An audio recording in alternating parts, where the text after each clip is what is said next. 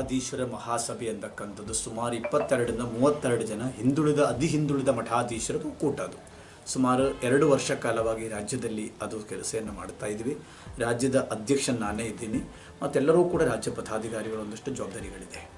ನಾವೆಲ್ಲರೂ ಸೇರಿಕೊಂಡು ಮಾನ್ಯ DK ಶಿವಕುಮಾರ್ ಅವರು ರಾಜ್ಯದ ಮುಖ್ಯಮಂತ್ರಿ ಆಗಲೇಬೇಕು ಅಂತ ಹೇಳಿ ಅವರ ಮನೆ ಹೋಗಿ ಅವರಿಗೆ ಬೆಂಬಲನ ಕೊಟ್ಟು ಬಂದಿದ್ದೇನೆ.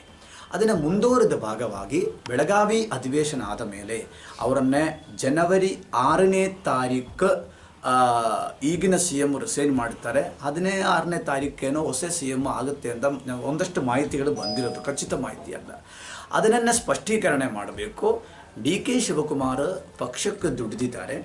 ಜೊತೆಯನ್ನೇ ಅವರು ಪಕ್ಷ ಸಂಕಷ್ಟ ಪರಿಸ್ಥಿತಿಯಲ್ಲಿದ್ದಾಗ ರಾಜ್ಯದ ಅಧ್ಯಕ್ಷ ಸ್ಥಾನವನ್ನೇ ತೆಗೆದುಕೊಂಡು ಪಕ್ಷವನ್ನು ಅಧಿಕಾರಕ್ಕೆ ತಂದಿದ್ದಾರೆ. ಆದ್ದರಿಂದ ಸೆಂಟ್ರಲಲ್ಲಿ ಏನು ಒಪ್ಪಂದ ಮಾಡಿಕೊಂಡಿದ್ರಿ, 2.5 ವರ್ಷದಿಂದ ಮಾಡಿಕೊಂಡಿದ್ದಾರಲ್ಲ, ಅದು ಕೂಡಲೇ ಏನು ಮಾಡಬೇಕು, ಅದು ಅನುಷ್ಠಾನಕ್ಕೆ ತರಬೇಕು. ಮಾನ್ಯ ಶಿವಕುಮಾರ್ ಅವರನ್ನೇ ಮುಖ್ಯಮಂತ್ರಿಗಳಾಗಿ ಮಕರ ಸಂಕ್ರಾಂತಿಯ ಒಳಗಡೆಯನ್ನು ನಿರ್ಣಯ ಮಾಡಿ ಸಂಕ್ರಾಂತಿಯ ಅನಂತರವನ್ನೇ ಅವರಿಗೆ ಆ ಸ್ಥಾನದಲ್ಲಿ ಕೂಡಿಸಬೇಕು ಅಂತಕ್ಕಂಥದ್ದು ನಮ್ಮೆಲ್ಲರ ಅತಿ ಹಿಂದುಳಿದ ವರ್ಗದ ಮಠಾಧೀಶರದ ಒಕ್ಕೂಟದ ಒಂದು ಬೇಡಿಕೆ. ಕಾಂಗ್ರೆಸ್ ಹೈಕಮಾಂಡ್ ಏನಾದರೂ ಇದು ಹಿಂದಕ್ಕೆ ತೆಗೆದ್ರೆ ಯಾವಾಗ ಹೋಗ್ತಾ ಇದ್ದೀರಾ?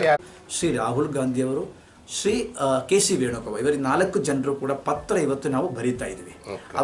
ಅವರ ಇಮೇಲ್ ಅಡ್ರೆಸ್ಗೂ ಕಳಿಸ್ತಾ ಇದ್ವಿ. AICC ಅಡ್ರೆಸ್ಗೂ ಇವತ್ತು ಪೋಸ್ಟ್ ಮಾಡ್ತೀವಿ ವಿತಿನ್ 1 ಅವರಲ್ಲಿ. ಅದಾದ ಮೇಲೆ ನಾಳೆ ಮಾರ್ನಿಂಗ್ ಫ್ಲೈಟಲ್ಲಿ ನಾನು ಡೆಲ್ಲಿಗೆ ಹೋಗ್ತಾ ಇದ್ದೀನಿ, 10:40 ಫ್ಲೈಟಿಗೆ. ಆನಂತರ ನನ್ನ ಹಿಂದೆ 2 ದಿನದ ಒಳಗಡೆ 10 ಜನ ಮಠಾಧೀಶರು, ನಮ್ಮ ಅತಿ ಹಿಂದುಳಿದ ವರ್ಗದ ಮಠಾಧೀಶರು ಕೂಡ ಡೆಲ್ಲಿಗೆ ತೆರಳಲಿದೆ.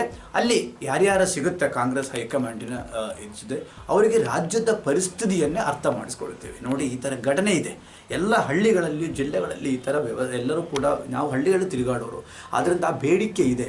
ಒಂದು ವೇಳೆ ಮಾಡಲಿಲ್ಲ ಅಂದರೆ ಕಾಂಗ್ರೆಸ್ ಪಕ್ಷಕ್ಕೆ ಬಹಳ ದೊಡ್ಡ ಹೊಡೆತ ಬೀಳುತ್ತದೆ, ಕಾಂಗ್ರೆಸ್ ಸರ್ವನಾಶ ಹೋಗುತ್ತೆ ರಾಜ್ಯದಲ್ಲಿ ಅಂತಕ್ಕಂಥದ್ದು. ಇದು ನಾವು ತಿಳಿದುಕೊಂಡೇ ನಾವು ಮಾತಾಡ್ತಿದ್ದೇವೆ. ನಾವು ಕಾಂಗ್ರೆಸ್ ಪಕ್ಷ ವಿರೋಧ ಪಕ್ಷವಾಗಿ ದೇಶದಲ್ಲಿ ಉಳಿಬೇಕು ಅಂದವರು ನಾವು. ಯಾಕಂದರೆ ಪ್ರಭುತ್ವದ 2 ಭಾಗ, ಆಡಳಿತ ಮತ್ತು ವಿರೋಧ ಪಕ್ಷ. ಆದರೆ ಈ ರೀತಿ ನಿರ್ಣಯ ತೆಗೆದುಕೊಂಡು ಮುಂದೆ ಹೋದರೆ ಕಷ್ಟ ಆಗ್ತದೆ. ಸನ್ಮಾನ್ಯ ಮಲ್ಲಿಕಾರ್ಜುನ ನಮ್ಮ ಜಿಲ್ಲೆಯವರೇ ಇದ್ದಾರೆ, ಅವರಲ್ಲಿಯೂ ಕೂಡ ನಾನು ಮನವಿ ಮಾಡುತ್ತೇನೆ, ಇದು ಕೂಡಲೇ ಅಂದಿ ಆಡಬೇಕು. ಶಿವಕುಮಾರ್ ಅವರನ್ನೇ ಮುಖ್ಯಮಂತ್ರಿಯಾಗಿ ಕೂಡಲೇ ಘೋಷಣೆ ಮಾಡಬೇಕು. Thank you. If you like this video, ಬೇಗ ಲೈಕ್ ಮಾಡಿ, ಕಾಮೆಂಟ್ ಮಾಡಿ, ಶೇರ್ ಮಾಡಿ ಹಾಗೂ ಯೋಯೋ ಟಿವಿ ಕನ್ನಡವನ್ನು ಸಬ್ಸ್ಕ್ರೈಬ್ ಮಾಡಿ.